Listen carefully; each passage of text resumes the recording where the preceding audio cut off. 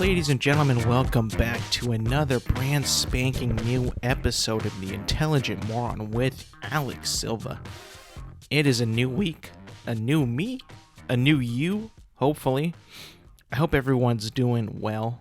I mean, I can't see y'all, but I can only imagine that you're doing well. I hope you are. I'm doing well. If you're curious, I recently had a very interesting dream, maybe about a week ago. Strange dream. And it was me and my younger brother, and we were staying at this cabin in the woods, in the forest, wherever you want to call it. But we were staying at a cabin, and we were gonna go look for some firewood to start a fire, I believe. And by the way, this is actually a dream that I actually kind of vividly remember because it was so strange and so wild. And so we're going to go find some firewood because we're in a cabin in the woods. And our cabin is located on a hill. And beneath the hill, like if you go down the hill, there's another cabin. And in this cabin is my sister and my mom, and they're staying in the cabin beneath us, down the hill.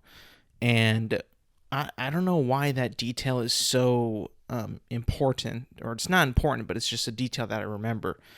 And like I said, I can't remember my dreams, but I remember that detail very, very vividly. And we go get some firewood. We decide to come back up with the firewood, and then we make a fire. And then we're making a fire, and I decide to go out because I see something outside the cabin. So me and my brother go looking outside the cabin. We kind of go on this little ridge where we're overlooking like a valley, and we're like behind a rock. And I look up into the sky, and I believe I see a flashing UFO, like a flashing disc with lights on it, and it's kind of, it's like moving in very erratically and very strange patterns. It's moving back and forth and side to side. And I say, hey, you see that? Like, what the hell is that? And he's like, I don't know. And then for some reason, like, I don't know what we did or what we said, but the UFO spotted us.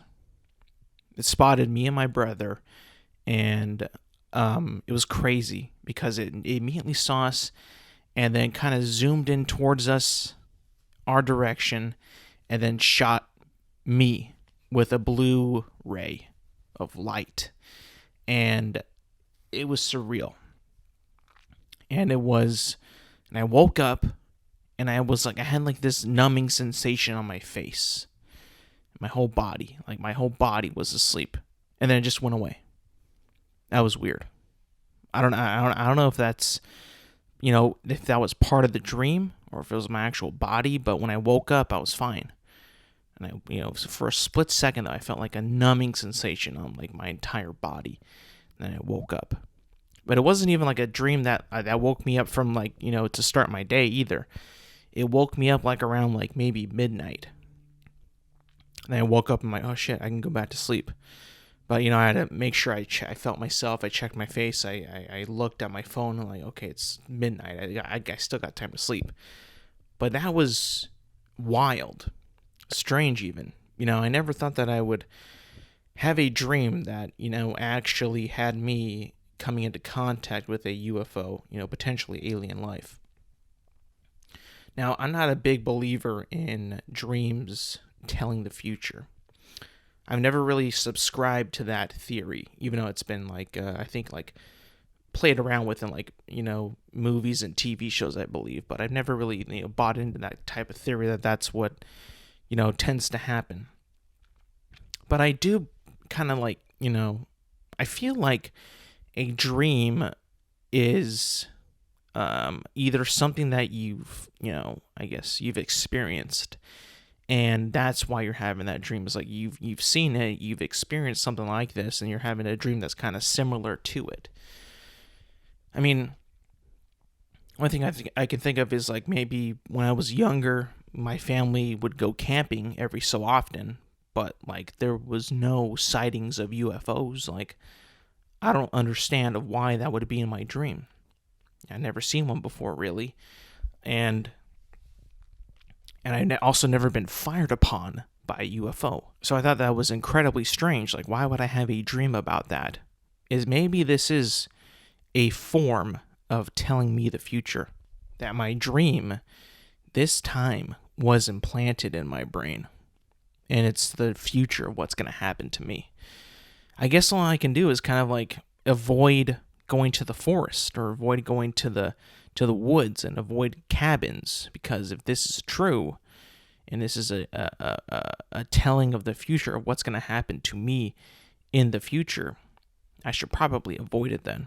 But then again, I would be going away from what I've always wanted, is to be captured by aliens. I think it would be extremely cool to be captured by aliens. Wouldn't you think so?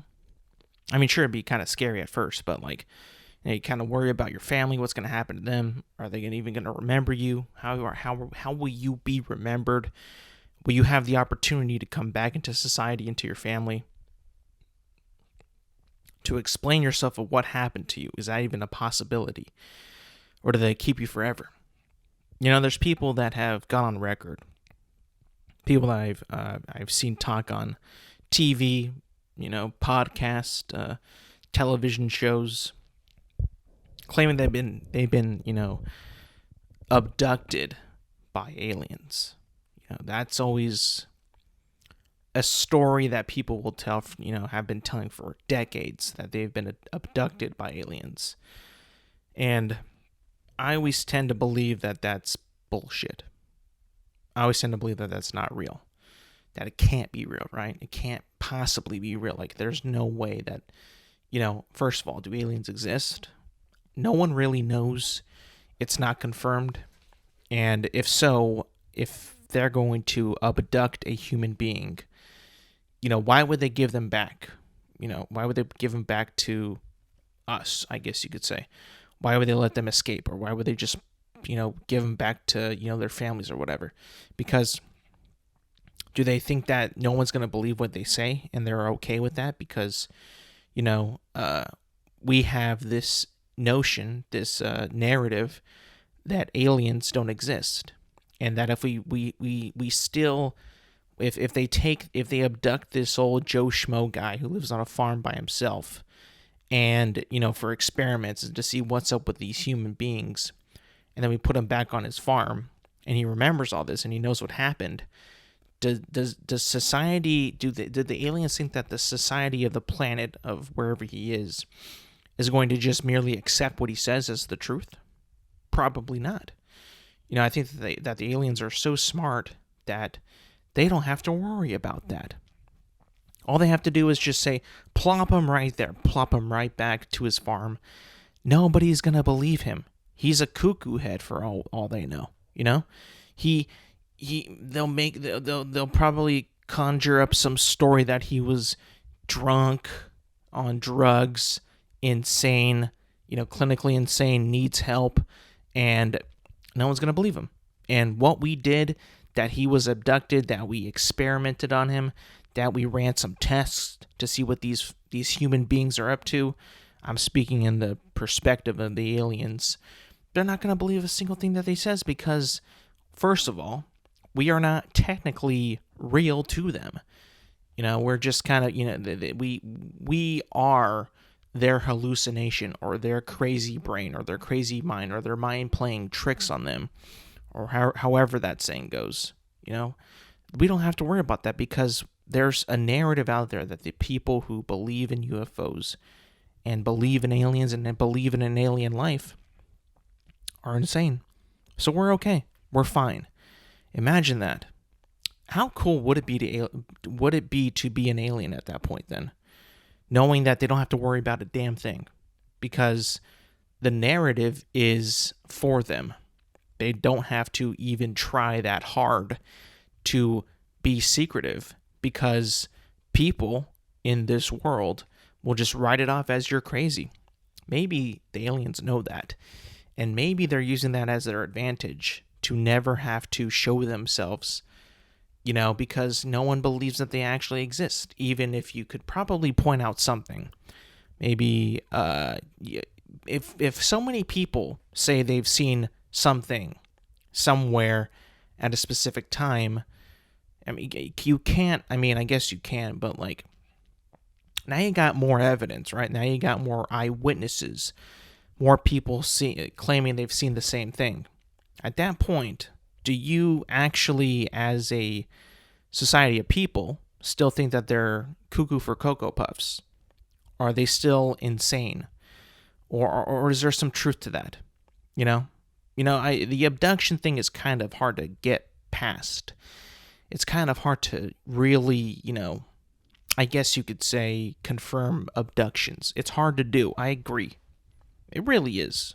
They don't have to happen as often as like someone seeing like a ball of light in the sky, or a some kind of disc in the sky, I guess you could say. But they do happen. And if multiple people say this stuff, they can't all be crazy, right? They can't all be crazy, because if you think about it, this person gets no attention or no money for this. They're not being paid. They're not like being supported in any way by saying this stuff, probably, right? Let's say they're not being supported at all. Why would they continue to say it? And be like, and it's just this one thing, right? Nothing else about them is crazy. Nothing about them is off.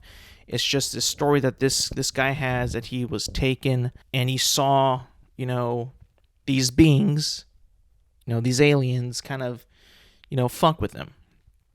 That one thing, that's one thing, one story, one thing that seems kind of fishy. But besides that, he's completely fine. He's not drunk. He's very sober. He has no issues. He has a family. But it's this one thing that he can't seem to shake that has actually scared him. Then what do we do? Do we still write him off? Do we still just say, no, you're crazy? Now, how do you think that makes that guy feel? It's hard to put yourself into that position. It really is. I almost want to, see like a different type of documentary, docuseries, case study of how this, all this,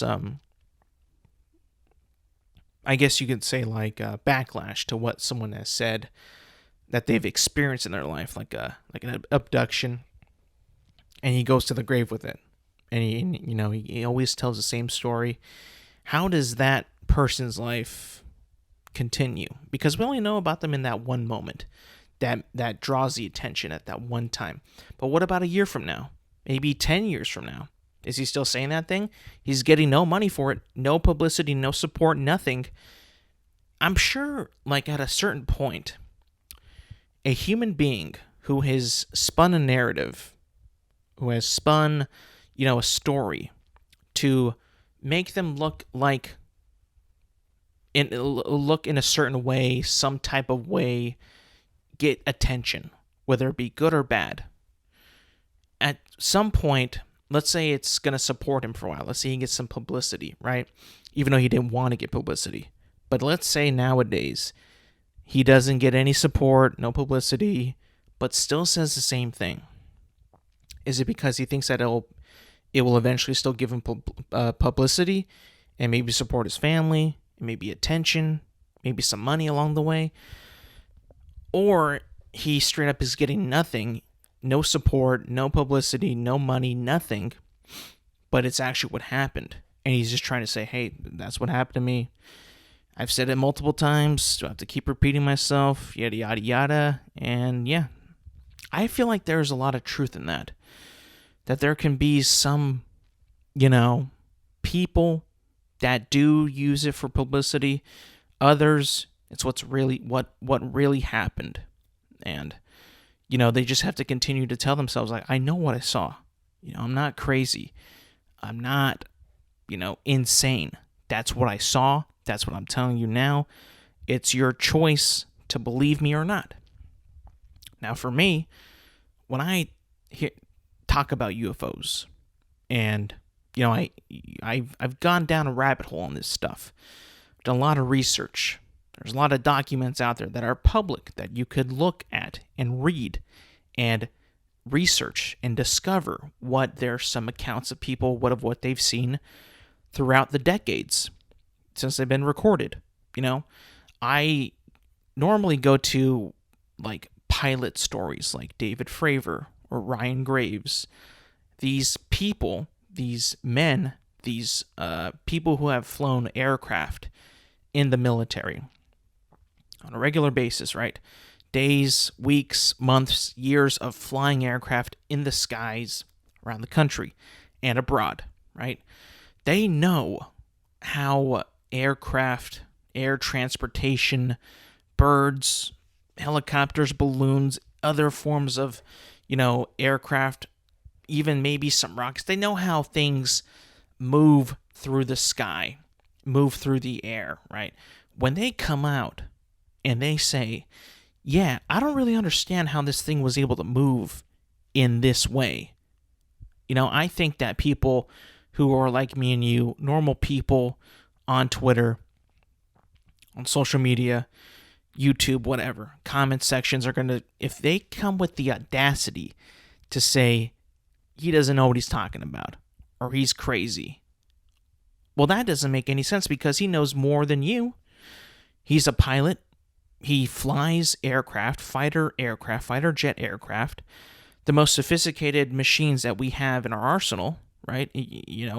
In our air travel capability. And even this person who knows how these things work and has worked on them and flown them, studied them to get to where he is now, all of a sudden he doesn't know what he's talking about? I think that's just extremely ignorant for some people to say and to write that off. But I think that's because there's a narrative that continues that people who see or even talk about UFOs, they're crazy. They're insane. They're whack jobs. Now, I don't know. Again, I can't make a definitive answer. I can't make a definitive answer. Like, I kind of believe in this stuff. I believe in aliens. But if it was fake, not real, it would not surprise me. I have that in the back of my mind.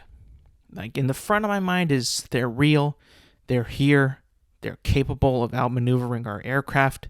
Our jets are nothing to them. They have some kind of, different way of propulsion, how to get from place to place. It's not like what we have here. It's thousands, if not hundreds of thousands of years of technological advancements in the future that we have no idea how to replicate or even get there because we just don't have the brain power, the mathematics, the physics, the materials to even dream of that. That's always, in my mind. Like, there's something there that possibly, just dwarfs our technology. But at the same time, I haven't seen it. There's no hardcore evidence of any of this stuff out there. You can dig and dig and dig. But you can find articles that are pretty that I said that have been released to the public that seem pretty descriptive, possibly true. But again, no real hardcore like photo evidence of what is real and what isn't real. It's tough, in a world where you need to see to believe. There's not much you can see in order to believe. There's not much out there for you to see to make you believe. There really isn't. I mean, UFOs, Santa Claus, Christ, there's not really much out there that you can see of that will make you 100%, or anybody out there, believe that those things exist. It's kind of tough. But it's, I guess it gets the brain going. It definitely gets my mind ticking. I don't know what to make of any of those, I guess for a long time, not just me, but a lot of people out there when they were growing up, they fully believed that Santa Claus was a real person, myself included. And then I, found out that he was fake, and I was like, huh, interesting. Sad, but interesting. That how the parents break it to you every single year. Like, listen, son, that guy, Santa Claus, dude ain't real.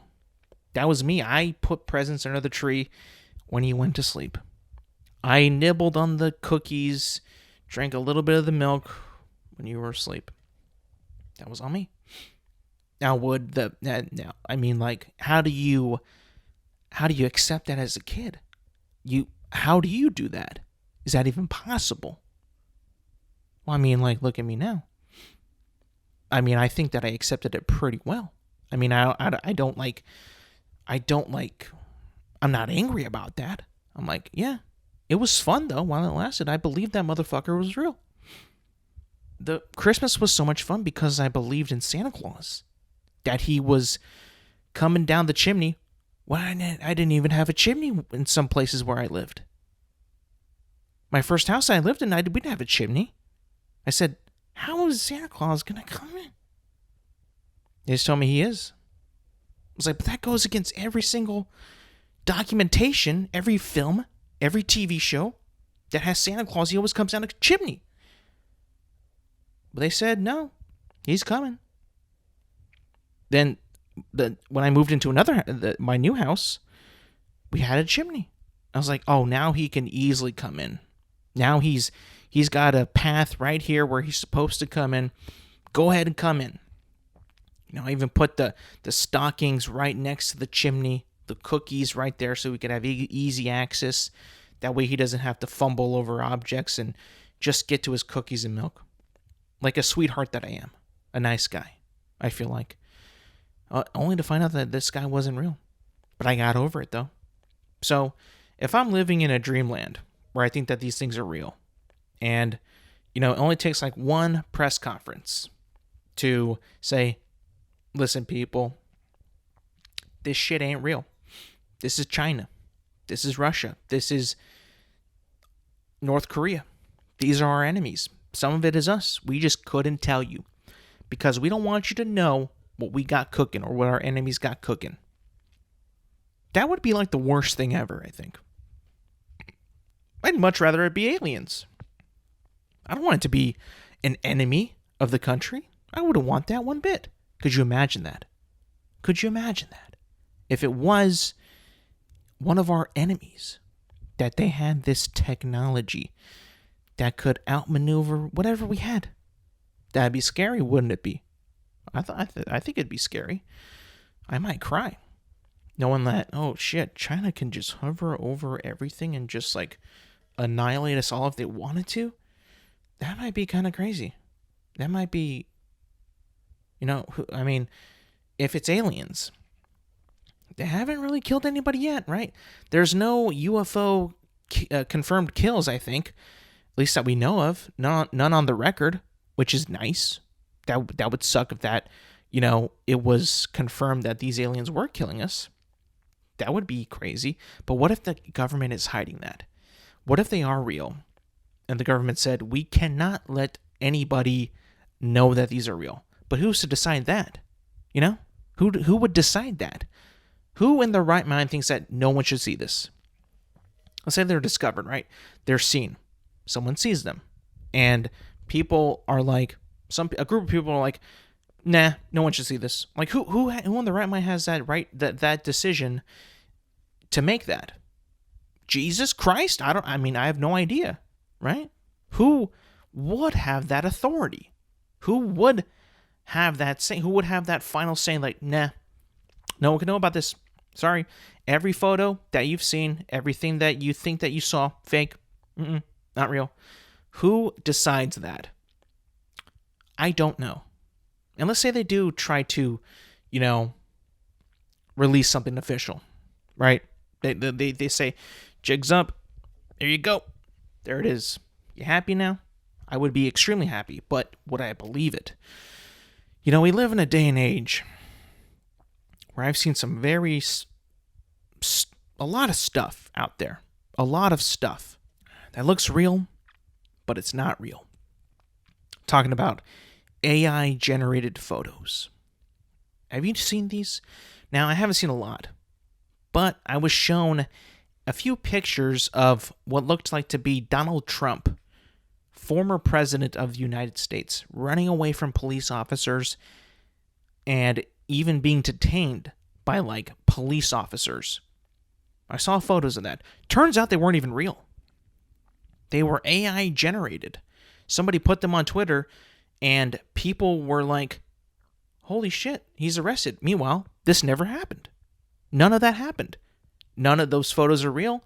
That's not Donald Trump. That might not even be really the cops. That was all AI generated. Now, people ask me, why do you have trust issues? People would ask anybody, why do you have trust issues? Well, it's because I'm not an expert at debunking shit that looks real. You know, if something looks real, I'm not going to really judge it. I'm not really going to investigate because I don't have the time to investigate everything.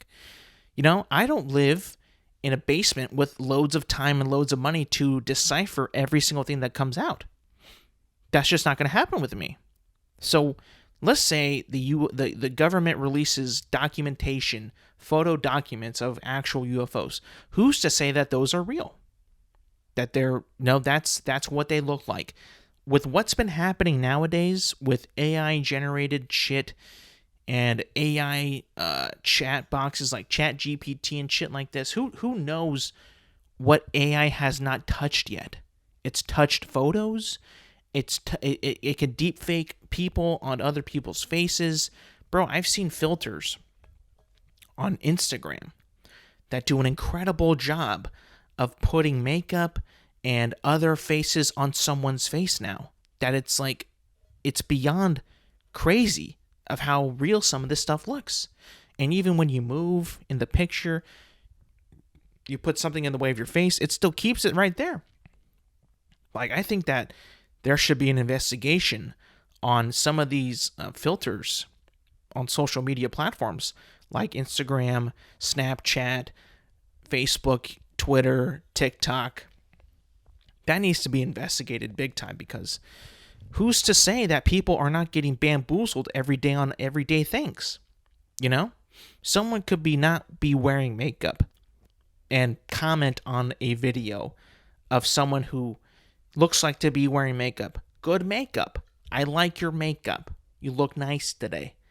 And then say, haha, JK wasn't wearing makeup. It was a filter.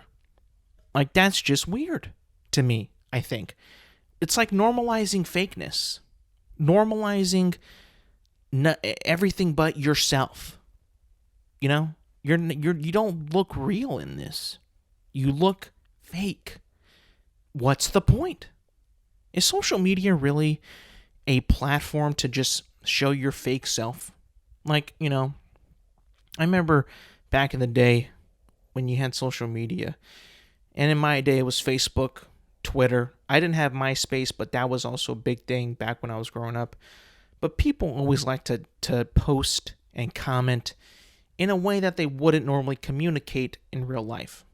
Now, I understand why they would do that, because it was a typed out post. You would have to read it out. And let's be honest, you can't put a whole lot of character, personality, wittiness, into a text format. You can't really convey your feelings in a text format. You know, there's emojis now, but like back then, it wasn't that simple. Still isn't that simple, but it's simpler. It's a little bit easier now.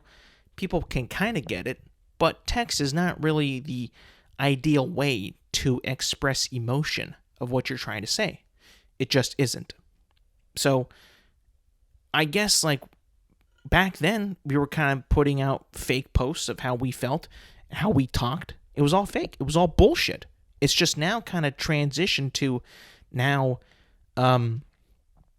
into photos, videos, reels, TikToks of showing yourself in the moment.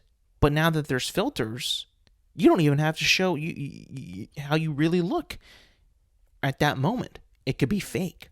It could be all fake. Crazy. It's nuts to think about. Is it a good time to be alive? Of course it is. It's a great time to be alive. In certain things, it's amazing. Certain things is not. For one of them, social media is not the best place to be alive, to be present, to be a part of. I would say that social media is not the best thing about living right now. You know what's crazy, though? This new trend on Instagram that I've been seeing. Cooking videos. Cooking on Instagram. And Twitter. TikTok, I guess. I don't have TikTok, but mainly I see it on Instagram. Cooking videos. Not just like an educational way of cooking. No, this ain't like the Food Network type cooking. You know, it's not going to show you how to prepare a meal step by step. It's like very fast cutting cooking that looks good, right? The food looks tasty. Is it tasty?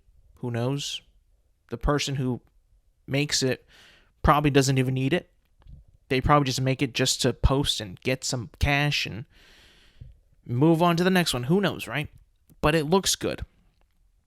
I think that's always been the objective of cooking videos on social media. Make sure the food looks good, right? Make sure it looks appetizing. Make sure it looks like you would want it, like the person watching would want to eat it. Whether that be, I see a lot of this. I see a lot of steak videos of people cooking the perfect steak, how to cook the steak perfectly. Everyone's got their own opinion, how to cook a good steak. Everyone's got their own technique and how to do it. You baste it. Whether you baste it on a cast iron skillet, put it in the oven, put it on the grill, cook it on a rock, everyone's got their own fucking opinion on how to do it. Everybody on social media has their own goddamn opinion how to do it. Everyone. You won't find two of the same videos of cooking a steak on social media. Now, depending what kind of cut, yeah, it's different. But, like, essentially, it's the same. It's not the same. It's all different. Which I guess is good for variety. You know, that's good at least. But now it's even worse. It's evolved.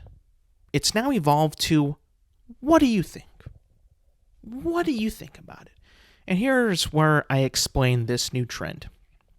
Because cooking steak, cooking food to way it looks good, you know, whether you like it, whatever you like it, they at least cook it to at least a good temperature, a good looking steak, right? Nowadays, I'm seeing these videos, same type of videos, with a twist. The person cooking the steak will post in the caption below, overcooked, perfect, or raw. It's a question. Now, it's a question. And it's not just to get you to watch the video. It's to get you to watch the entire thing.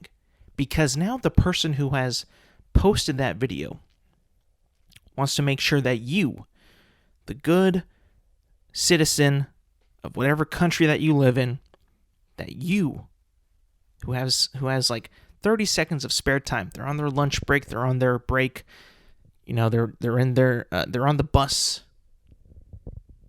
They want you to spend 30 seconds of your life, the full 30 seconds, to see if this motherfucker can cook a steak perfect, overcooked, or raw. And for the most part, it's all how you view it. Some idiots will blatantly cook it raw and get you to click on it and show people it and say, like, look at this idiot, look at this, just so that the person could get clicks. Can get clicks and to get people to talk about their video. It's kind of disgusting, I'll be honest. It's kind of stupid. It makes no sense. I mean, it makes perfect sense, but we're all falling for the bait. We click on this motherfucker's video, this chump's video, who's not a chef, just probably watched a couple videos on YouTube and cut a cool video for 30 seconds to put on Instagram or TikTok and let you decide on how the steak turned out. Some people, like I said, blatantly do it raw just to get people to stir up in the comments and share the video so that this fucker can get more money. It's quite insane. The content game now, man, is even more clickbait than I've ever seen in my life. And it's not just with cooking videos on Instagram. People on YouTube now, some people on YouTube have, some of the worst talking points, some of the worst thumbnails, some of the worst titles for their videos, some of the worst keywords and everything, just so that they can get the most views out of their YouTube video. Which, I'm a fan of YouTube. I love YouTube. I was raised on YouTube. I enjoy it quite a bit. It's my favorite website today. More than Netflix, more than Hulu, HBO Max, Disney Plus. It's the best. It has all I ever want to watch in my spare time. It's on YouTube. Truly on YouTube. I want to see a bear fighting another bear. It's on YouTube. Do I want to see someone cook a cool video? Do I want to see someone review a movie? It's on YouTube. Do I want to see someone review a game or open up a console or open up a computer or review a phone that I want? It's on YouTube. It's right there, right in front of me. It's the best. But there's some people, some creators, a lot of people, posts like that I follow are streamers. Like I follow I follow Tim the Tatman, Nick Merckx, Dr. Disrespect. Watch their highlight videos of their games from their streams because I can't always tune into their streams. So I watch their highlight videos. They get me through a good meal. If you are going to be eating a meal and you don't really want to stop eating to watch it fully, put on a video of somebody playing Call of Duty. It's the best video to eat and watch at the same time. It's the best. You don't got to fully concentrate on anything. It's a perfect marriage. It's not like a show where you kind of can't stop watching to know what's going to happen. And it's not like it's a video that you just have in the background. It's like a good mixture. You watch someone play a video game, you could easily take a bite of your cheeseburger, some fries, some soda, look right back on it, and you're not going to be lost one bit. You won't be lost one bit. But sometimes these YouTubers, these content creators, some of their thumbnails, man, their titles are just to get you to watch the video. And it's sickening to me. They'll make up some kind of beef about something. They'll have like one little tagline, one little thing in a video that they wanted to talk about and make it the big attraction for their video, and they talk about it for like 20 seconds. At what point do we have to say that this is a bit of false advertising? This is a little bit of false advertising. At what point do we finally come down with the hammer and say, this is bullshit? Please revise the title. You have not talked about this enough for me to click on it and enjoy my... Now, granted, YouTube is free. This is a choice. But I still think that the content creator should not be doing that because, for one, it doesn't feel good to the viewer. It feels like a waste of time. But then again, your time at that point, you make that choice to use that time to watch, say, video, and hopefully that this person talks about what they put in the video enough to your liking, I guess. But at the same time, man, I kind of feel robbed all the time. And I don't want to be a bitch. But no one likes it. We've all complained about it. We all hate clickbait. You, I, your mom, your dad, brother, sister, cousins, we all hate clickbait. It's disgusting. But there's nothing we can do about it. Because at the end of the day, it is our choice. It is us making that choice to watch that video. That video that might be 100% clickbait. The best you can do is call out the creator in the comment section. I mean, remember back in the day when they had dislikes on YouTube? You can dislike the video, and sometimes if they get enough dislikes, it'll scare away people, which is a good thing because you don't want to be recommended a bad video. If I'm looking for a tutorial on something that I want to get a tutorial on, I immediately look at the likes. I used to, at least when they were alive, when they existed. I used to look at the dislikes all the time, saying like that would be my reference to knowing if this video is trash or if it's good. And now that that's gone, I have to waste time scrubbing through videos, which is what YouTube wants me to do, right? To stay there. Hopefully they can jab me with an ad and get my money's worth from viewing shit from advertisers. It's a bunch of bullshit, man.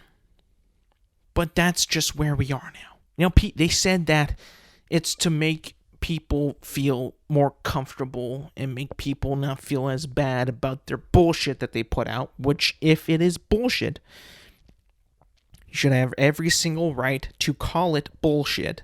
But no, it's not about that. It's just so that you have to cipher through these videos so YouTube makes more money. That's all it is. That's all it's ever been.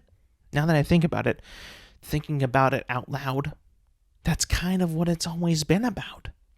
I mean, I'm just happy that with the Super Bowl, which is full of commercials, which happens once a year, at least the commercials are pretty much good. They're pretty entertaining. They're sometimes they're the best part of the game, which should not be a thing, but let's face it. The Rams 10, the Patriots 13, that Super Bowl, when the Patriots won, that was a bad Super Bowl. Bad Super Bowl. But I'm pretty sure the commercials are pretty good, right? We'll always have the commercials at that point. We will always have the commercials. And that kind of saved the game. That saved you from wasting your time. I mean, it kind of at the end of the day, it's still bad, but like, at least the commercials were cool. Yeah, we can always kind of talk about the commercials. So that whole spiel of, perfect, overcooked, or raw has kind of stemmed into just what this world has become now. The world has become clickbait. The world has become, let me waste your time and make money. Let me waste your time and hit you with an ad. Let me waste your time to not gain valid information on a tutorial that you need just so you can watch this video and get hit with an ad. Man, what an absolute shitty way to live a life, right? Terrible way to live a life. Awful. Why would anybody want to do that? Huh? Why would anybody want to do that? No one would. No one would. If we had the choice to not do that, nobody would. Nobody would want to live a life where I can't make efficient decisions on which videos might be helpful to me if I can't see the like to dislike ratio. In what world? I mean, we're not being efficient here on YouTube now. We're just playing a gambling game. We're gambling. Is this good? Is this bad? Doesn't matter. YouTube is getting all my money. They're wasted. All my time being wasted, getting hit with all these advertisements, and they make more money. Well, I waste more time, and I don't get what I want until I go through about 20,000 videos to finally find one good one that actually has what I need. That's the life that we're living in. That's the world that we live in today. Quite sad. Quite sad. Fortnite is back in the news. Fortnite has released an update. Creator or map editor or creative, Fortnite creative or creator, whatever, 2.0. You can make modes, maps, whatever. I just know that people have made shit with this new engine, software, whatever the hell it is, they've made new shit on it. It just came out today, I think, or it's being shown off today. Streamers are playing a domination mode. What I've seen is like the best example that I've seen. That they're playing like a Call of Duty domination type mode on a map that kind of looks like Rust from Call of Duty, and people are going insane. People are saying, this is awesome, this is cool, look at this, look at what we've made. Yay, Fortnite, yeah, Fortnite, this is Fortnite, Fortnite is God, Fortnite is life. I mean, even my own brother is like, he's very much in the narrative of the clock is ticking on Call of Duty. I'm not sure why this stemmed, why this happened. It might have been because he's a Fortnite simp. I don't know what exactly he was done wrong for him to go down this dark path of anything Fortnite does is a godsend. I don't know why my friend group is actually on this too. They love to just say that Fortnite is God, Fortnite is life, and that whatever they do is pure gold and is pure fun. Yeah, Fortnite. People, you have to realize that Fortnite is going to kill the gaming industry. Unless you resist Fortnite, it will not stop. Not just now with all the IPs that they have, all the characters, the iconic characters, from Goku to fucking Geralt of Rivia to Master Chief to Indiana Jones to Superman to Spider-Man. That's one thing that's terrible about the game. That's one thing that's awful, right? It's what gets people to play the game, I think. It's what, maybe not the big drive, but is a big drive. Why wouldn't you want to play a battle royale when you can be Master Chief, right? Why would you not want to play a battle royale with you as Darth Vader? Seems appealing enough, right? Seems fun, right? But then you'd play it, and then you're like, I'm only here for the character.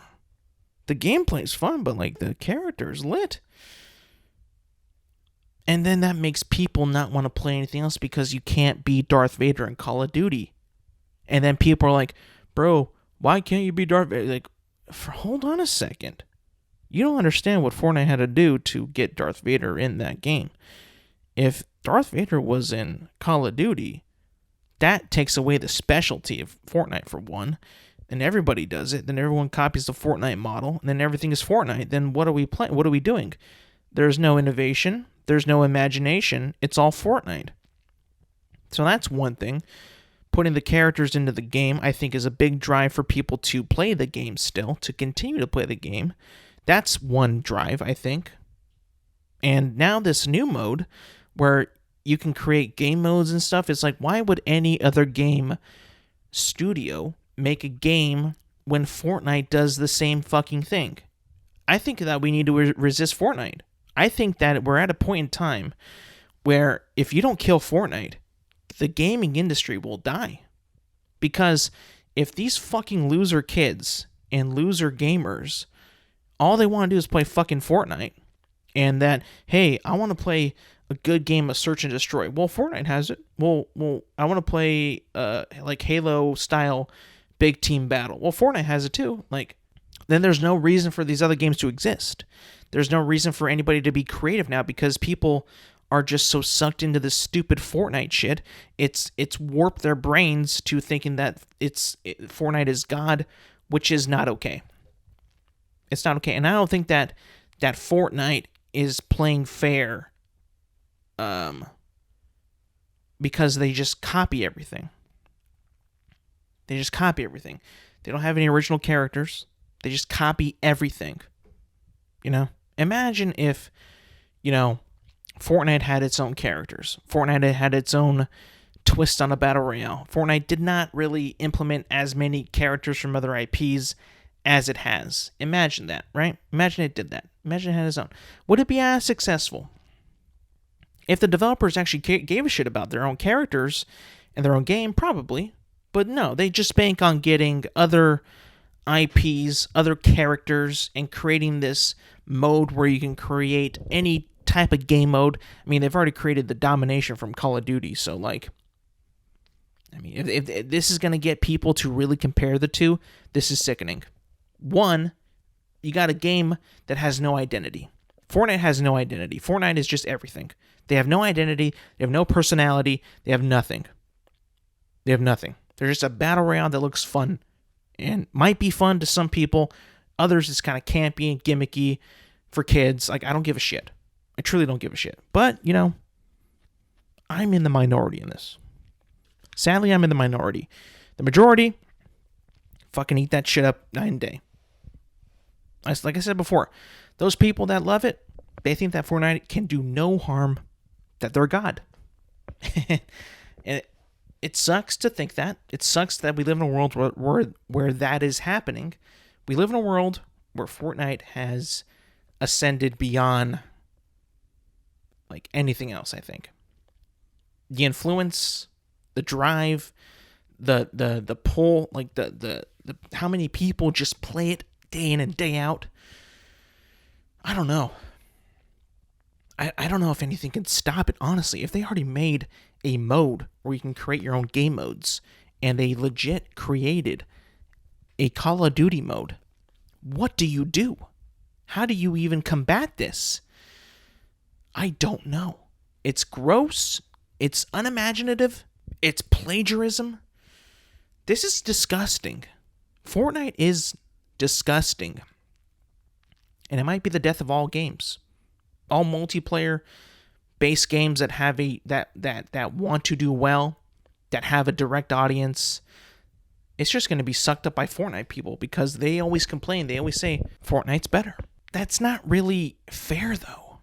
That isn't really fair. You can't just tell me that you play Fortnite and only Fortnite because you can be this person in Fortnite, or you can do this in Fortnite and not this in the other game. Well, motherfucker, they're different games. They're different games. One is this, the other is that. Are you just not being able to play different games now? Are you just like, is your mind really that numb? Are you that dense that you can no longer play any other multiplayer battle royale type game but Fortnite? But that's it. You stop at Fortnite. That's where your brain can no longer get past is Fortnite. I want to build shit. I want a fucking sword that launches me a mile away. I want a fucking hammer that launches me 1,000 feet in the air. I want this. I want that. I want them. I guess if you're that dense, and if your brain can no longer handle any other type of shooter game, by all means, play the fucking game. But if you are a different person, if you enjoy different types of experiences, and you don't want to just play Fortnite, want to play Warzone maybe, Apex Legends, PUBG, other games in the future that come out, Overwatch, Counter-Strike, I don't like either of those games, but please play them. Do not just play Fortnite. I think that there is a certain virus that is implanted in people's brains where all they do is play Fortnite day in and day out. They just play Fortnite. Something goes on in their brains that just makes them this psychotic lunatic that only cares about Fortnite. For some reason, I don't know. I've played the game. I'm not saying that I've never touched it. I played it quite a bit, a few times. Not even a few. Maybe like 10 or 15 times with buddies and friends. And I, for one, just don't like it. I don't like the feel. I don't like the gameplay, the movement, the gimmickiness, the stupid, like, the dumb appeal, the music in it, how it has literally everything is in that fucking game. There's no identity to Fortnite, but everything. There is no identity. Nothing is special about it. It's just Fortnite. I can go on and on and on about Fortnite being a plague on gaming, a plague on gamers. But I'll stop right there. And I'll end with one more thing. Not gaming, not super out there.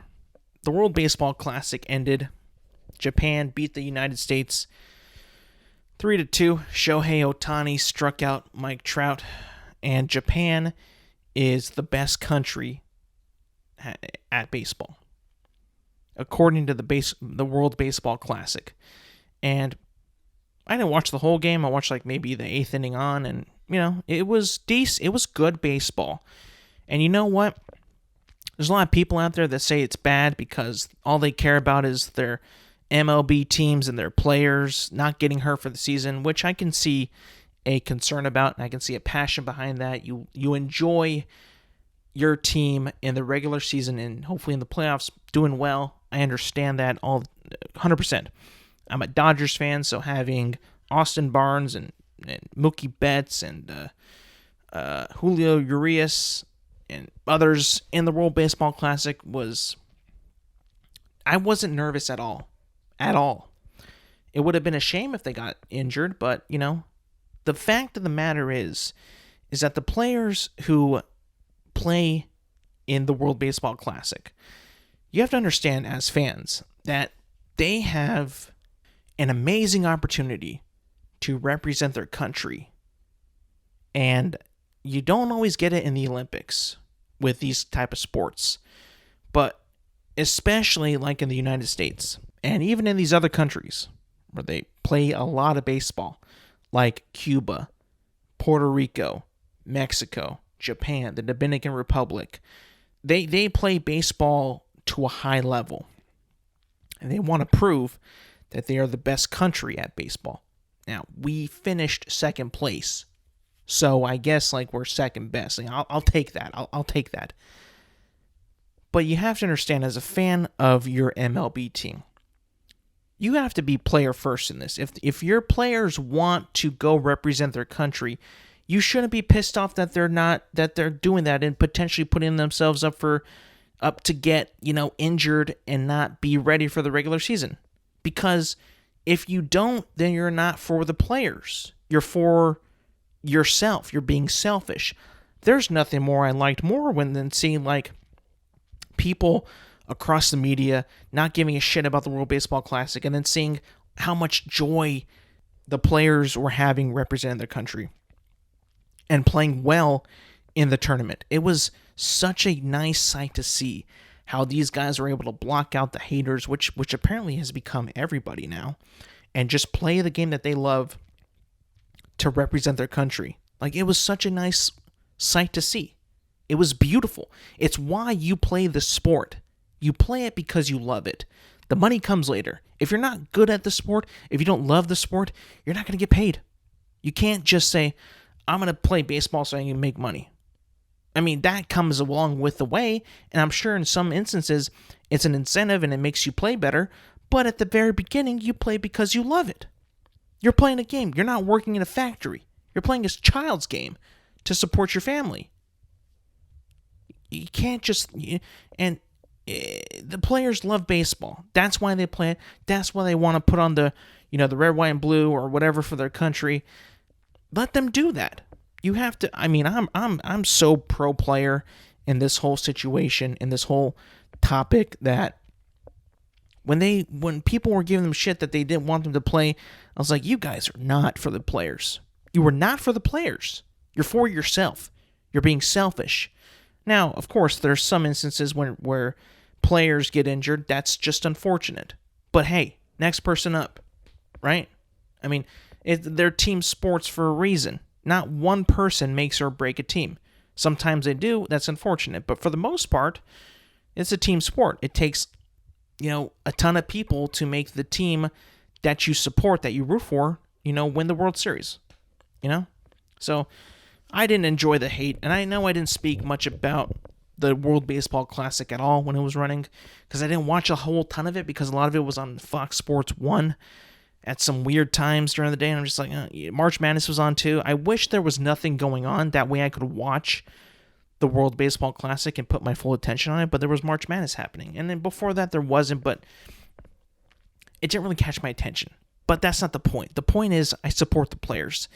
And I'm not going to be like, you shouldn't be playing the World Baseball Classic. You got to go play for the Mets. Like, shut the fuck up. You are not for the players if that's what you think. The players have other incentives too. The players want to do things. You should not dictate what the player can and can't do. If you do that, you're not pro player. I'm sorry. You're just not. You're pro yourself. You're pro your own selfishness, which is not good. In a world where we, watch sports and, are entertained by sports, they're people too. You have to let them do what they want to do. And if they want to go represent their country in the World Baseball Classic, they should. And they should do it with your support. They don't want to hear you, yeah, he shouldn't be there at all. He should be in spring training. Like, shut the fuck up. Shut up. You are not in any position to tell a player what he can and can't do. It's madness. It's stupid. It's silly. It's just like, also probably from people who've never played baseball in their entire life. Give me a break. Anyways, guys, that's going to be it for me today. Thank you for listening. Thank you for watching. You can find all episodes of this podcast on YouTube, Apple Podcasts, and Spotify at Intelligent Moron with Alex Silva. This podcast drops every Thursday morning. Make sure to like, subscribe, rate, review, do all that good stuff. Anyways, yes, thank you for listening. Thank you for watching. And I will see you guys next week.